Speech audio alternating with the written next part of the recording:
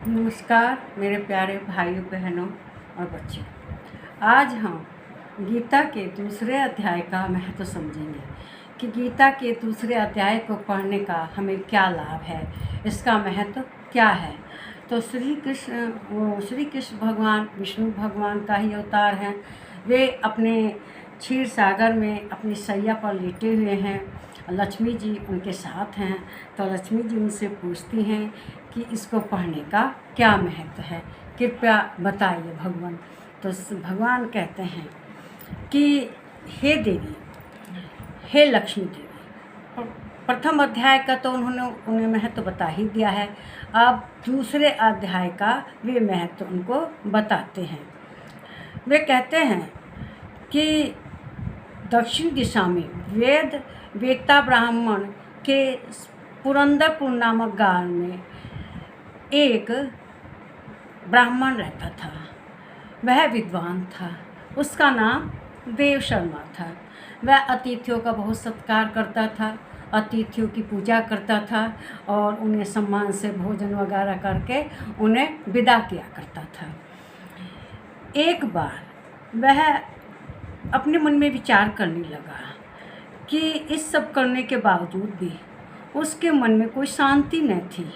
उसे शांति महसूस नहीं होती थी। वह सब कुछ करने के बावजूद भी अच्छा आचरण करता था, सब कुछ करता था, लेकिन उसे शांति नहीं थी। तो एक दिन पृथ्वी पर उसके समक्ष एक त्यागी ब्राह्मण महात्मा प्रकट हुए। वे पूर्ण अनुभवी और हर तरह से तपस्या करने वाले शांत चित्त थे। निरंतर परमात्मा के चिंतन से वे हमेशा संतुष्ट रहते थे और उनके चिंतन में लगे रहते थे और आत्म आनंद में विभोर रहते थे, क्योंकि उसे संतोष था।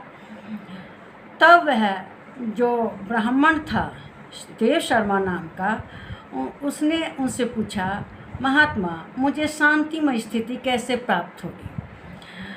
तब वह आत्मज्ञानी संत ने देव शर्मा को सोपुर ग्राम के निवासी मित्रवान का जो बकरियों का चरवाहा था, उस चरवाहा के पास उसको भेज दिया।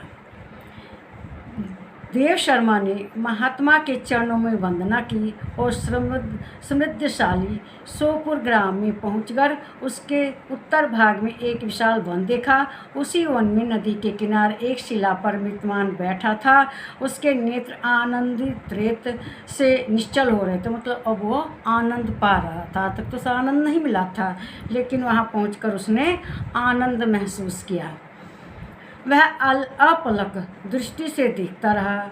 वह स्थान आपस का स्वाभाविक वैर छोड़कर एक चित्त परस्पर मेल से रहते थे। जैसे बकरी शेर वगैरह है ना, सब आपस में मेल से रहते थे। ये देख कर उसे बहुत आनंद महसूस हुआ।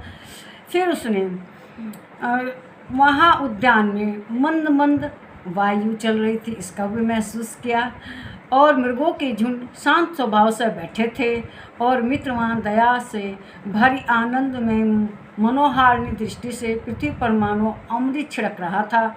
इस रूप से उसे देखकर देव शर्मा का मन प्रसन्न हो गया। वह उत्सुक होकर बड़ी विनय के साथ मित्रवान के पास गए। मित्रवान ने भी अपने मस्तक को किंचित नवाकर देव शर्मा का सत्कार किया।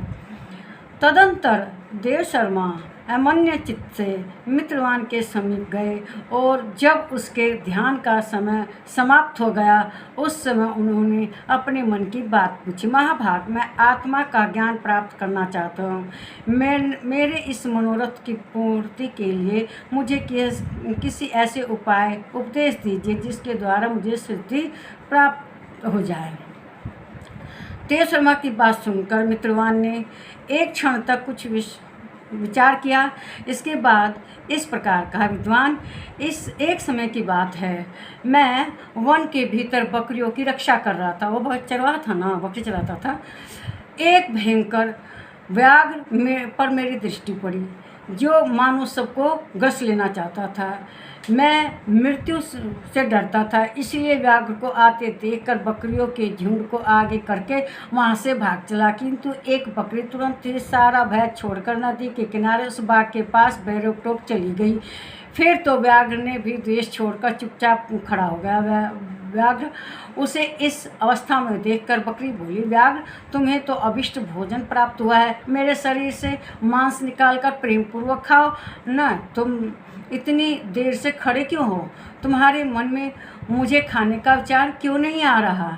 व्याघ्र बोला, बकरी, इस स्थान पर आते ही मेरा मन तृप्त हो गया और मेरे मारने की इच्छा समाप्त हो गई, इसलिए पास आने पर भी मैं तुझे नहीं खाता।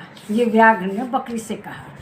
तो व्याघ्र यूँ कहकर कहने पर बकरी बोली, न जाने मैं कैसे निर्भय हो गई हूँ, इससे क्या कारण है? यदि तुम जानते हो तो बताओ। व्याघ्र ने कहा, मैं भी नहीं जानता, चलो सामने खड़े इन महापुरुषों से पूछें। ये ऐसा निश्चय कर दोनों वहाँ से चल दिए। उन दोनों के स्वभाव एक विचित्र परिवर्तन देखकर तब विस्मय में पड़ा था। इतने में ही उन्होंने मुझसे आकर एक प्रश्न किया। यहाँ वृक्ष की शाखा पर एक वनराज था। उन दोनों के साथ मैंने भी वनराज से पूछा, विप्रवर, मेरे पूछने पर वानरराज ने आदरपूर्वक कहा, अजापाल, सुनो, इस विषय में मैं तुम्हें प्राचीन वृत्तांत सुनाता हूँ। यह सामने वन के भीतर जो बड़ा मंदिर है उसकी ओर देखो, उसमें ब्रह्मा जी का स्थापित किया हुआ शिवलिंग है। पूर्व काल में यहाँ सुकर्मा नामक एक बुद्धिमान महात्मा रहा करते थे, जो तपस्या में संलग्न रहते थे, इस मंदिर में उपासना करते थे। वे वन में फूलों का संग्रह करते और नदी के किनारे से जल लेकर शंकर जी की पूजा करते।